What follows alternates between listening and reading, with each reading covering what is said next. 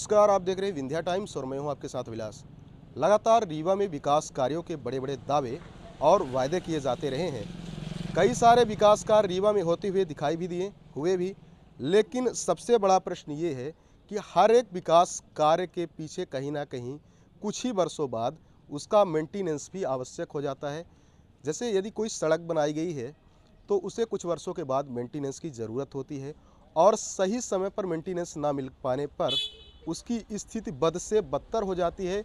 इसी का एक उदाहरण रीवा की इन सड़कों पर देखा जा रहा है, जहां पूरी तरह से ये जलभराव की स्थिति निर्मित हो गई है। आपको बता दें कि रीवा में आज भी कई ऐसे मोहल्ले, कई ऐसी गलियां हैं जहां से दिन भर लगातार वाहनों का आवागमन बना रहता है, लेकिन यहाँ पर जलभराव के कारण से आम जन को निकलने में काफ़ी समस्याओं का सामना करना पड़ता है। कई बार तो उनके वाहन स्लिप हो जाते हैं, जिसके कारण से वे सड़क पर ही गिर जाते हैं और उन्हें गंभीर चोटें भी आती हैं। तो लगातार दुर्घटनाओं का खतरा बना रहता है। बावजूद इसके प्रशासन इस पर कोई उचित और ठोस ध्यान नहीं दे रहा है। हम जहां भी आपको चारों तरफ दिखाएंगे, ये हमारे पीछे का पूरा दृश्य है, जहां पूरी तरह से आपको पानी और जलभराव की स्थिति निर्मित दिखाई देगी। बात केवल यहाँ आसपास की नहीं है, लगभग 1 से 2 किलोमीटर दूर जहाँ तक आप जाएंगे वहाँ तक पूरी सड़कों में इस प्रकार की जलभराव की स्थिति आपको दिखाई देगी।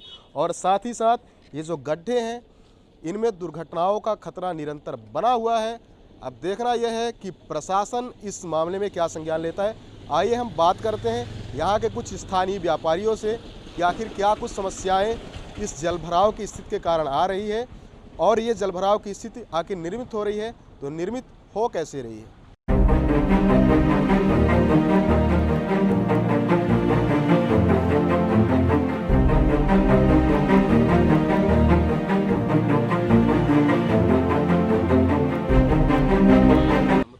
ओम प्रकाश मिश्रा। कौन सा स्थान है ये अरुण नगर शारदा टीहा वार्ड क्रमांक 10। यहाँ आसपास की सड़कों में लगातार जो जलभराव की समस्या देखी जा रही है जी, क्या उसके पीछे का कारण मानते हैं? ये सीवर लाइन जो है ना, ये सीवर लाइन का लीकेज है और अभी तो इसको थोड़ा सा काम कर गए हैं, फिर भी ये अभी लीकेज है और इसके पीछे काट दिए हैं तो वहाँ भी लोग बदबू से परेशान हैं।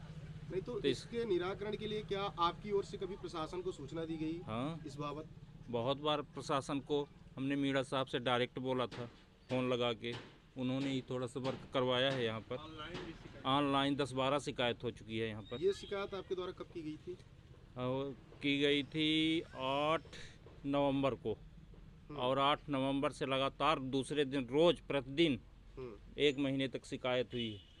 फिर भी काम ऑनलाइन नहीं हुआ तो फिर इसके बाद डायरेक्ट मीणा जी को फ़ोन लगाए तो उन्होंने थोड़ा सा वर्क कराया। नहीं तो अभी तो हालात तो वही है ना? हालात वही बने हैं। तो इसके पीछे दोषी किसको मानते हैं?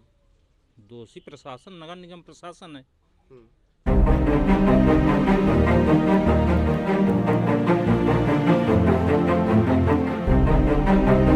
जी, जलभराव की स्थिति बनी हुई है जी, तो क्या उसका निराकरण नहीं हो रहा है?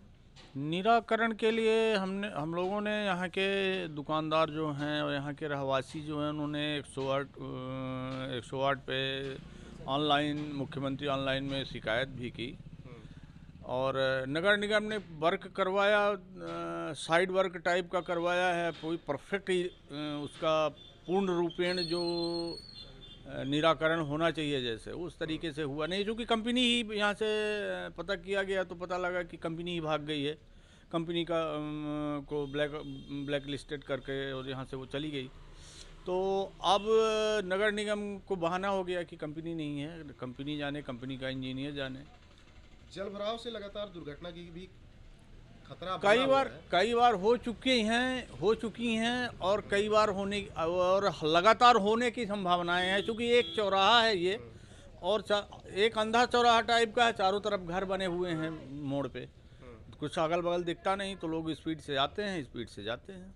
अच्छा, आपके द्वारा कितनी बार प्रशासन को ये सूचना दी गई? मेरे द्वारा एक बार 108 पे डायल करके और हमने शिकायत की थी मुख्यमंत्री ऑनलाइन में, उन्होंने हमसे पूछा भी है कि निराकरण, उस समय उन्होंने साइड वर्क करके और यहाँ का लीकेज बंद कर दिया था। हालांकि लीकेज अब उतना नहीं है, लेकिन पूर्ण रूपेण गया नहीं है। ये आगे आने वाले बरसात में फिर वही रूप धारण करेगा।